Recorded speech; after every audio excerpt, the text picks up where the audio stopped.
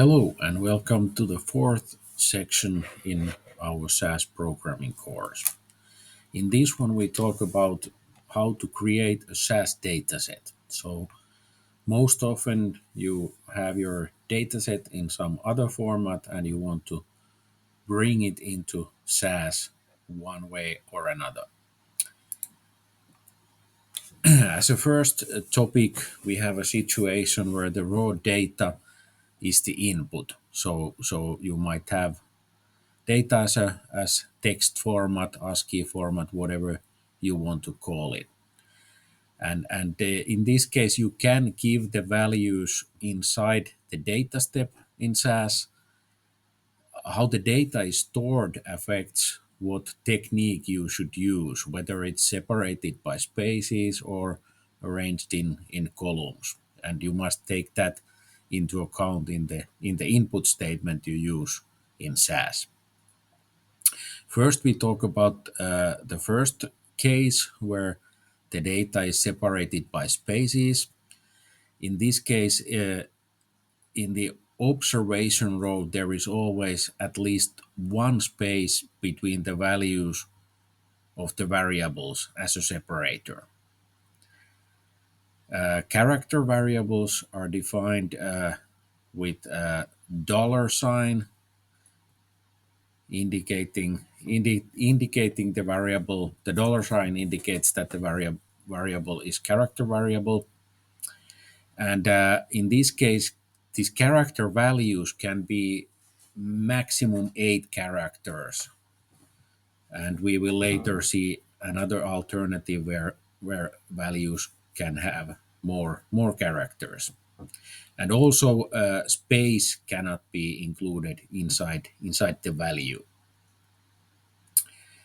And the variable values do not have to be in the same column, and missing information has to be marked with a period.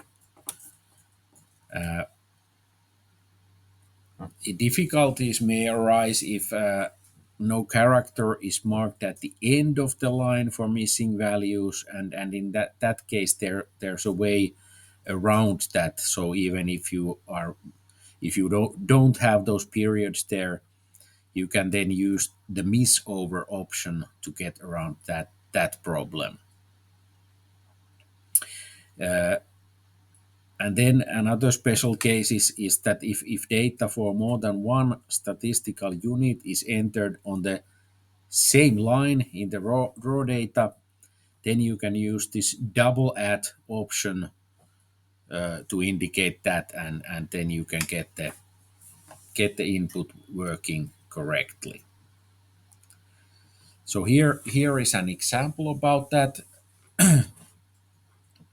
This is the syntax we maybe actually already saw in section 2, a more simple version of the same example. But the main idea is that when you read in this kind of raw data inside the data step, in the input statement, you have to define what variables you will have in the resulting SAS dataset.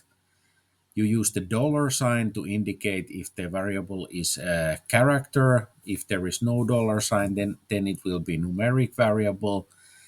And then here we have the special case where you have the double add sign to indicate that you have more than one observations on the same line.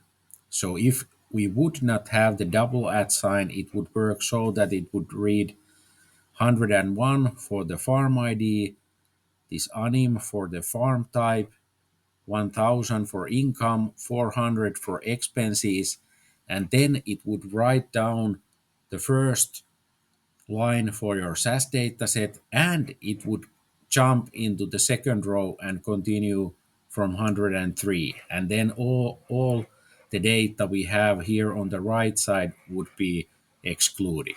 But this double add sign is telling SAS to stay on the same line here in the raw data and continue from 102 crop and so on.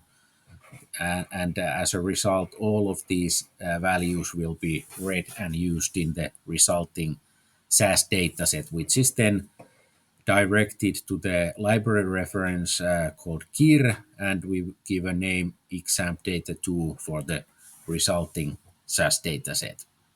This cards is a technique that allows us to give the values inside the SAS data step, and it requires to have a semicolon on its own line to end the structure.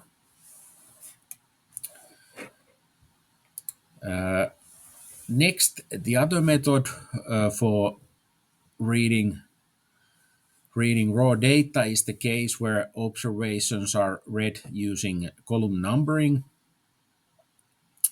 This requires that the observations are stored in such a way that the values of each variable are always in a column of one or more characters wide reserved for the variable. Here we do not need any space or any other delimiter between the values. They can even be all put together, because we give the column numbers to indicate where we are reading the values from. And then we also here we need the dollar sign to indicate whether it's character variable, and the dollar sign comes before the column numbering. And also with this system, the character values can be longer than 8 characters, and spaces are allowed in the values. Here is an example about this case. So a lot is similar to what we see in the previous example, but now we are saying that we are reading the values for the variable farm ID from columns 1 through 3. So we read first, second, and third column and put it in the farm ID. Then we read for farm type, it will be character valued variable, and we read the values from columns 4 through 7. So A, N, I, and M for the first row, and so on. We have the numberings here to indicate where we read the values from. Otherwise, it's pretty much the same as the previous example.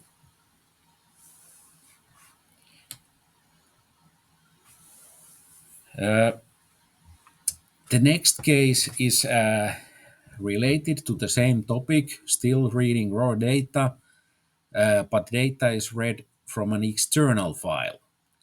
In the past 2 examples, we were giving the values inside the data step, but if you have large data files, raw data files, it's not very handy to have everything copied and pasted into the program editor.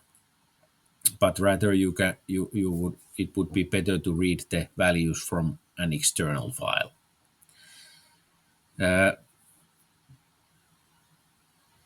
The technique we use for this is the in-file statement. In the in-file statement, we specify the directory as well as the file name where the raw data can be found from.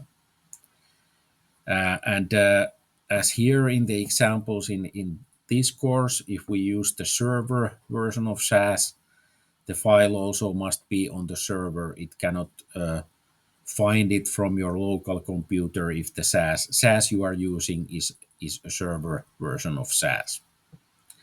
And there's different tools you can use to move your files between your local computer and the server folders. In the external file you are accessing, the data can be separated by spaces, or it can be in the column format as in the 2 previous examples, and it will be taken into account in the input statement exactly in the same way as we did in the last 2 examples. And here is a simple example. So the input statement is exactly the same as we had earlier, but now we have the new part here is the infile statement. There we specify within the single quotation marks, we identify the file path to the server folder, as well as the file name of the raw data file, including the ending. So we have the .dat part there, the file extension.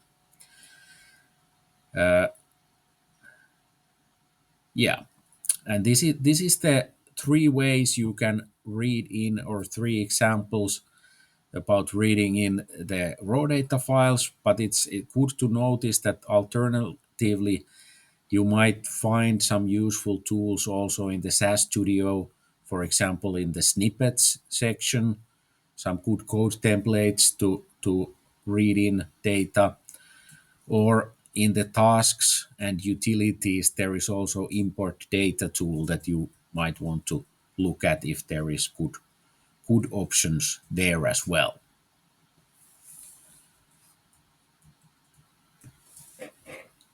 Yeah, but I will continue in a separate video more about this section 4.